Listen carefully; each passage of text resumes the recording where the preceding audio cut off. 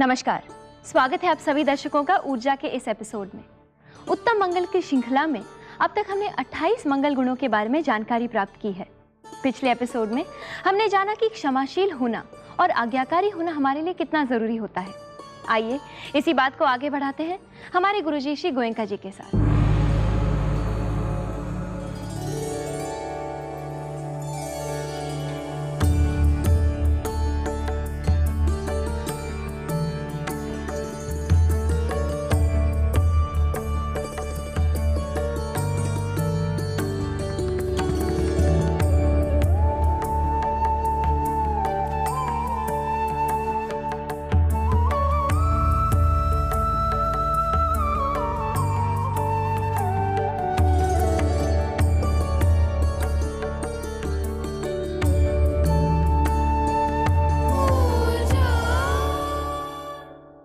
प्रणाम गुरुजी। सुखी हो बेटी। प्रणाम माता जी। गुरुजी, आज आप हमें 29वें मंगल गुण के बारे में बताएंगे? हाँ बेटी, 29वां मंगल है श्रमणों का दर्शन करना। और श्रमण कौन होता है इसे समझना चाहिए। किसी व्यक्ति ने सिर मुंडा रखा है, दाढ़ी मूछ मुंडा रखी है, पीले कपड़े पहन रखे हैं कि भगवा कपड़े पहन रखे हैं कि सफ़ेद कपड़े पहन रखे हैं, हाथ में भिक्षा पात्र है, इसी को देख कर नहीं कह सकते कि यह श्रमण है। श्रमण का रूप धारण करके कोई पाखंडी भी हो सकता है, लोगों को ठगने वाला भी हो सकता है। तो केवल भेष को देख करके हमें श्रमण नहीं मान लेना चाहिए किसी को। श्रमण है तो अपने श्रम से, अपने परिश्रम से, अपने पुरुषार्थ से, अपने पराक्रम से अपने चित्त का दमन करता है और चित्त के जो विकार हैं उनका शमन करता है, उखाड़ता है, उसे दूर करता है, चित्त को निर्मल करता है। और निर्मल चित्त में मैत्री भरता है, करुणा भरता है, सद्भावना भरता है, तो उसके चारों ओर का वातावरण शांति से भर जाता है। जो उसके संपर्क में आए उसी को बड़ी शांति मालूम होती है। ऐसा व्यक्ति सही माने में श्रमण है। अन्यथा तो केवल किसी श्रमण वेशधारी व्यक्ति को देख लेवे, उसके रूप को देख लेवे, क्या होगा उससे? वो मंगल नहीं। मंगल सच्चे दर्शन का और सच्चे श्रमण के दर्शन का, अनुभूति का, वो मंगल है। बहुत कल्याणकारी है। जी गुरुजी। गुरुजी, पर सही श्रमण की पहचान करना तो बहुत कठिन है। अक्सर लोग बाहरी दिखाव, वस्त्र इत्यादि से ही अपनी पहचान बनाते हैं। बेटी, सजग रहना चाहिए। ये बाह्य आडंबर है। जहां आदमी धार्मिक होने का दिखावा करने लगे तो बहुत सजग रहना चाहिए, कहीं हम ठगे तो नहीं जा रहे हैं। वस्त्रों से, बाहरी पहनावे से, दिखावे से श्रमण होना नहीं मान सकते हम। चित्त शांत हो जाए, निर्मल हो जाए तो व्यक्ति संत हो गया। भगवान ने कहा कोई गृहस्थ भी भले कीमती वस्त्र अलंकार पहने हुए है, फिर भी अगर उसने अपने चित्त को निर्मल कर लिया, शांत कर लिया और वो संत हो गया तो वो ब्राह्मण है, वो श्रमण है, वो भिक्षु है, वो पूजनीय है। तो श्रमण होने का बाहरी दिखावे से कोई लेन देन नहीं। श्रमण होना चित्त की समता, चित्त की निर्मलता, ये आवश्यक है। जहां कोई व्यक्ति धर्म के नाम पर अपनी आजीविका चलाता है, जहां कोई व्यक्ति धर्म के नाम पर धन अर्जन करता है, वही लक्ष्य उसका। धर्म का केवल ढोंग है, दिखावा है। बड़ा सजग रहना चाहिए। ये एक पहचान है कि ये व्यक्ति सही माने में श्रमण है कि नहीं, सही माने में संत है कि नहीं। अगर लक्ष्य उसका ये है कि मैं कैसे लोगों को ठग करके उनसे धन अर्जित कर लूं, जहां पर कोई कीमत लेकर के धर्म सिखा रहा है, खूब सजग होना चाहिए कि धर्म नहीं है, आजीविका है। धर्म को व्यवसाय बनाया गया है, आजीविका का साधन बनाया गया है, धन उपार्जन का साधन बनाया गया है। बहुत सजग रहना चाहिए। तो श्रमण वो जो सचमुच अंदर से चित्त को निर्मल करके धर्म का जीवन जीता है, ब्रह्मचर्य का जीवन जीता है, उसे देखते ही मन में शांति आती है, तो ऐसे व्यक्ति को श्रमण मान करके हमें उनका दर्शन करना चाहिए, माने उसका लाभ लेना चाहिए, उसकी वाणी का लाभ लेना चाहिए, उसके उपदेशों का लाभ लेना चाहिए। यही धर्म का दर्शन है, यही संत का दर्शन है। शुक्रिया गुरुजी। गुरुजी, आशा करते हैं कि हमारे दर्शक आपकी बातों को ज़रूर समझेंगे और अपने आप को धोखे से बचाएंगे। दर्शकों, आप भी इस बात पर ज़रूर विचार कीजिए। तब तक हम लेते हैं एक छोटा सा ब्रेक। ब्रेक के बाद आप सभी दर्शकों का ऊर्जा में स्वागत है। गुरुजी, आपने हमें सही श्रमण की पहचान बताई और ये भी समझाया कि उनका दर्शन कितना लाभदायी होता है। गुरुजी, अब हमें अगले उत्तम मंगल के बारे में बताएंगे? हाँ बेटी, अगला उत्तम मंगल है, धर्म संबंधी बातचीत करनी चाहिए, वार्तालाप करना चाहिए, परस्पर बातचीत करेंगे, जो धर्म को समझता है उससे बातचीत करेंगे तो धर्म के बारे में गहराई से समझेंगे। बड़ा गंभीर विषय है धर्म का, केवल ऊपरी ऊपरी से समझ लेने मात्र से बात नहीं बनती, गहराइयों तक धर्म को खूब अच्छी तरह समझना चाहिए। लेकिन ये भी ख्याल रखना चाहिए कि हम धर्म समझने के लिए किसी से बातचीत कर रहे हैं और वो सामने वाला कहे कि मैं कहता हूं ना, मान लो, धर्म में अकल को दखल नहीं, तर्क मत करो, तो समझो कुछ गड़बड़ है। जो बात हमारी सामान्य बुद्धि से भी मानने लायक नहीं लगती, उसको हम पर जबरदस्ती थोपा जा रहा है, मानना पड़ेगा। नहीं मानोगे तो नरक की धमकी दी जाती है, मान लोगे तो स्वर्ग का लोभ दिखाया जाता है। तो समझो धर्म नहीं है, कहीं कुछ गड़बड़ है। धर्म की बात सुननी आवश्यक है, सुनेंगे ही नहीं तो जानेंगे क्या धर्म क्या होता है।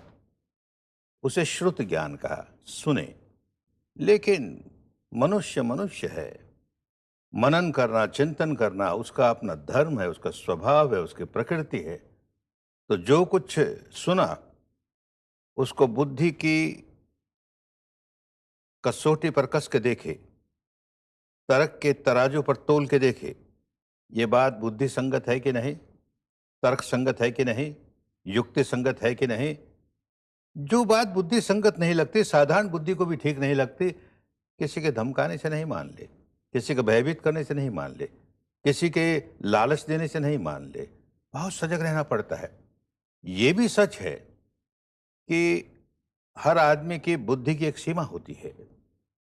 तो मेरी सीमा बुद्धि की इतनी ही है और बुद्धि से हम किसी बात को स्वीकार करना चाहें और उसको गहराई से समझे ही नहीं, तो जो ज़्यादा बुद्धिमान व्यक्ति है, धर्म को अच्छी तरह समझता है, उससे बातचीत करके हम धर्म को गहराई से समझें, कोई दोष की बात नहीं है। धर्म सिखाने वाले को भी सजग होना चाहिए कि कोई व्यक्ति धर्म समझने के लिए हमारे पास आया है तो बड़े प्यार से, मैत्री से, करुणा से उसे समझाए। लेकिन कोई विवाद करने के लिए आया है तो मौन हो जाए। धर्म में जहां वाद विवाद हुआ, समझो कि धर्म नहीं है। बातचीत करनी है धर्म समझने के लिए, लेकिन विवाद के लिए नहीं। तो अंदर से विनम्रता होनी चाहिए। जिसके पास जा रहे हैं उससे बातचीत करेंगे तो हम धर्म को और गहराई से समझेंगे, और गहराई से समझेंगे तो ही उसका पालन कर पाएंगे। धर्म बहुत गंभीर है, ये तो स्वीकार करना होगा। धर्म बहुत गंभीर है। ऊपर ऊपर से इतनी बात समझ में आई, गहराई से तो अरे और समझ में आया, और समझ में आया, तो उसको धारण करना आसान हो जाएगा, उससे लाभ लेना आसान हो जाएगा। इसलिए समय समय पर धर्म संबंधी वार्तालाप करनी बहुत कल्याणकारी होती है, मंगलप्रद होती है। जी गुरुजी। गुरुजी, हमें खुशी है कि इस मंगल का पालन तो हम अभी कर ही रहे हैं, आपसे धर्म की जानकारी प्राप्त कर रहे हैं। गुरुजी, इसके आगे का मंगल कौन सा है? बेटे, इसके आगे का मंगल है तप। तप का मतलब हुआ संयम, संवर, अपने आप पर रोक लगानी, गलत रास्ते जाने से अपने आप को रोकना, वाणी से कोई दुष्कर्म न हो जाए तो वाणी पर लगाम लगानी, शरीर से कोई दुष्कर्म न हो जाए तो शरीर के कर्मों पर लगाम लगानी, इंद्रियां कहीं गलत रास्ते न जाने लगे उस पर रोक लगानी। हम कोई ऐसी वाणी से ऐसी बात न कहें जिससे औरों का अहित होता हो, अमंगल होता हो, उनको पीड़ा पहुंचती हो, बहुत सजग। ये अपने आप में तप है, एक रोकना है अपने आप को। तो संयम, ये इंद्रियों का संयम है। सबसे बड़ा संयम तो मन का है वस्तुतः। तो ये सारे वाणी और शरीर के कर्मों पर, इंद्रियों के कर्मों पर हम संयम करते हैं, बड़ी अच्छी बात। लेकिन जड़ तो मन है, आरंभ तो मन से होता है। तो मन पर संयम, मन में कोई विकार जगने न दे। विकार जागेगा तो वाणी पर प्रकट हो जाएगा, शरीर पर प्रकट हो जाएगा। इसलिए उस पर रोक लगाए। तो बार बार हम कहते हैं इसी बात को कि मन के कर्म सुधार ले, मन ही प्रमुख प्रधान, कायिक वाचिक कर्म तो मन की ही संतान। मन को सुधारना आवश्यक है। ये तप बड़ा महत्वपूर्ण तप है। जी गुरुजी, गुरुजी इस विषय के बारे में और भी गहराई से आपसे जानना चाहेंगे, लेकिन एक छोटे से ब्रेक के बाद। एक बार फिर आप सभी दर्शकों का ऊर्जा में स्वागत है। गुरुजी, अभी अभी आपने मन पर संयम रखने की बात की, लेकिन गुरुजी हमारे जो दर्शक हैं उन सभी का यही मत है कि मन पर संयम रखना बड़ा कठिन होता है। क्या हम अपने शरीर से दुष्कर्म ना करें उतना पर्याप्त नहीं? अच्छा तो है कि शरीर से दुष्कर्म न करें, पर पर्याप्त नहीं बेटी। मन नहीं सुधरा तो हजार हम शरीर के कर्मों को सुधारने की कोशिश करें, बार बार भीतर से कोई ज्वालामुखी जैसे कोई उपद्रव उठेगा और फिर हम गलती कर बैठेंगे, शरीर के कर्मों की गलती कर बैठेंगे, वाणी के कर्मों की गलती कर बैठेंगे। तो प्रमुख बात है मन को सुधारें। और यही अंतर तप, महत्वपूर्ण अंतर तप है, बहुत आवश्यक है। पहली बात तो कि ये मन कितना चंचल है, कितना चपल है। जब देखो तब कभी भूतकाल में भागा, कभी भविष्यकाल में भागा, कभी राग की ओर भागा, कभी द्वेष की ओर भागा। कोई प्रिय बात मन में आई तो राग जगाया, अप्रिय बात मन में आई तो द्वेष जगाया। ये इसका स्वभाव है। तो इसको पहले तो वर्तमान में रुक टिक, तो उसको जो टिकाना है एक आलंबन पर, यही अपने आप में बहुत कठिन काम है। मैं जानता हूँ कठिन काम है, पर करना होगा ना, किए बिना हमारा छुटकारा नहीं। तो मन को एकाग्र करने के लिए हमें काम करना पड़े। और फिर उससे बड़ा काम कि मन की जड़ों तक जाकर के अपने स्वभाव को बदलने का काम, अंतरतम की गहराइयों में जाकर के मन के पुराने स्वभाव को, जो अमंगलकारी स्वभाव है, अकुशलकारी स्वभाव है, उसे बदल करके मंगलकारी बनाना, कुशलकारी बनाना, ये तप है। और ये बहुत आवश्यक तप है। अंतर में जाकर के जो विकार हैं, अनेक पूर्व जन्मों के जो कर्मों के बीज हैं, उनको भूनना है, जलाना है, भूनना है, ताकि वो अंकुरित न होने पाए, फल न देने पाए। ये भारत का अंतर तप, और ये हमारे लिए कल्याण की बात है। इसी तप को मंगलकारी कहा, उत्तम मंगल कहा। शुक्रिया गुरुजी। सच्चा तप किसे कहते हैं ये अब हमारी समझ में आया गुरुजी। गुरुजी, इसके आगे कौन सा मंगल आता है? बेटी, इसके आगे एक बहुत महत्वपूर्ण मंगल है, वो है ब्रह्मचर्य, माने ब्रह्माचरण। ब्रह्माचरण का मतलब धर्माचरण, उत्तम धर्माचरण, पवित्राचरण, उसको ब्रह्माचरण कहें। ब्रह्माचरण की ऊंची अवस्थाओं पर जब पहुंचते हैं तो शरीर से काम भोग का छुटकारा हो जाता है। शरीर से ही काम भोग का छुटकारा नहीं होता, मन में भी काम भोग की वासना जागनी बंद हो जाती है।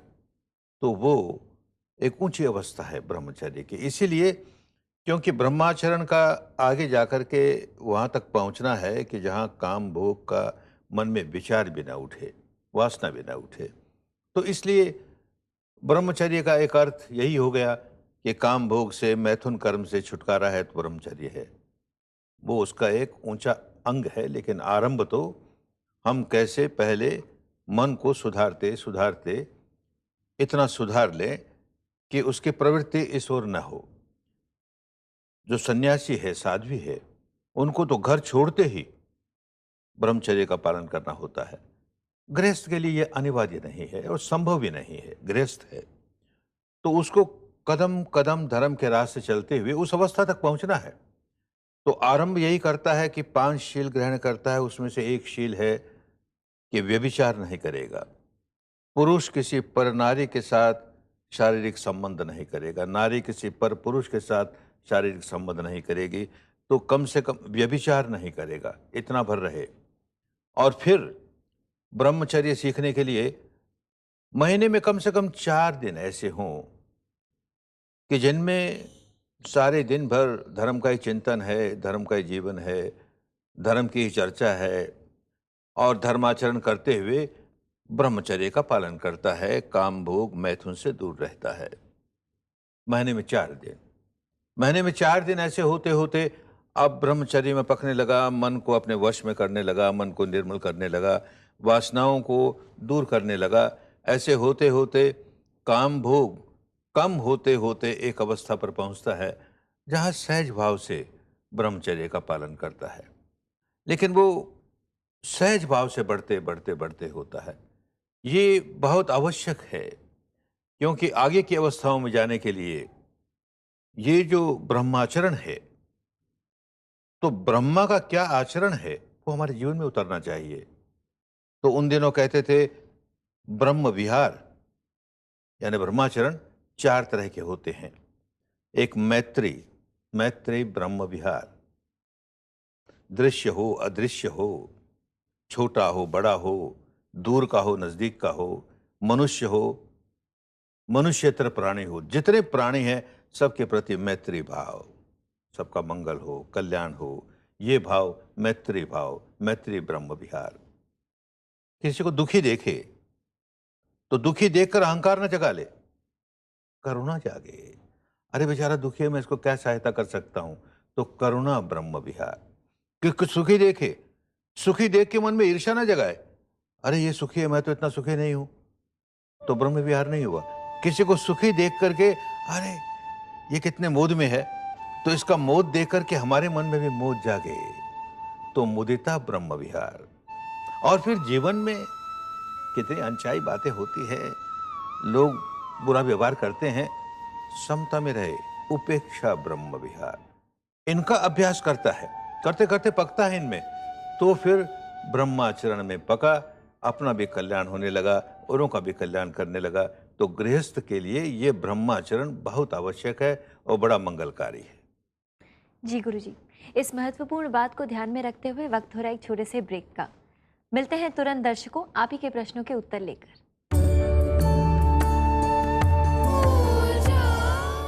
ऊर्जा में एक बार फिर आप सबका स्वागत है। आप सबसे हमें जो प्रश्न प्राप्त हुए हैं वो अभी हम गुरुजी से पूछेंगे। गुरुजी, भंडारा से पीपी मेश्राम, मुंबई से जितेंद्र मेहता और गीता गुप्ता एक समान पॉइंट उठा रहे हैं। जीवन में अच्छे और सच्चे इंसान को दूसरों के द्वारा बहुत कष्ट और तकलीफ होती है, ऐसा क्यों होता है और इसका निराकरण कैसे करें?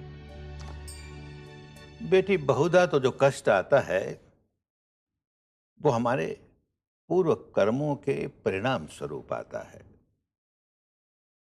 अब कोई माध्यम बन गया, हमें तो कष्ट भुगतना पड़ा क्योंकि हमारे पूर्व कर्म का फल ऐसा ही था।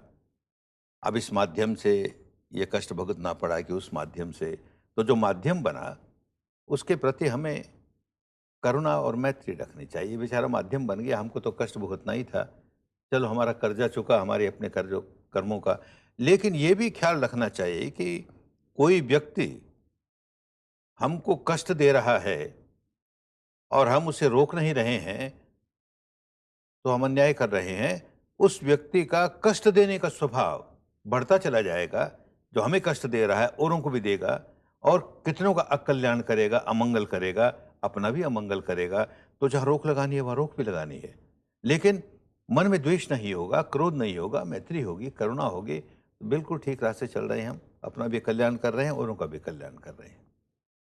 जी गुरुजी। गुरुजी, हैदराबाद से प्रभात कुमार वंशल जी पूछते हैं, जीवन में जब कभी बड़ी हानि हो जाए और उसमें अपनी कोई गलती भी ना हो, तो ऐसा सोचना सही है कि जो कुछ हुआ अच्छे के लिए हुआ? नहीं, अपनी गलती नहीं है। पहली बात तो ये समझनी चाहिए, क्या सचमुच अपनी गलती नहीं है? बहुत बार अपनी गलती हमारे समझ में आती नहीं, तो किसी समझदार आदमी के पास, जिस पर हमें विश्वास हो, उसको सारी परिस्थिति समझानी चाहिए। हो सकता है कि हमारी कोई गलती उसके ध्यान में आ जाए और वो हमें बताए कि देखिए गलती है तुम्हारी, तो हम उसे सुधार लें। और सचमुच कोई गलती नहीं है और फिर भी ऐसी कोई हानि हो रही है तो समझे पुराना कर्ज चुक रहा है। हम अपने मन को व्याकुल नहीं करेंगे, इससे मन में समता बनाए रखेंगे और कर्मठ बने रहेंगे।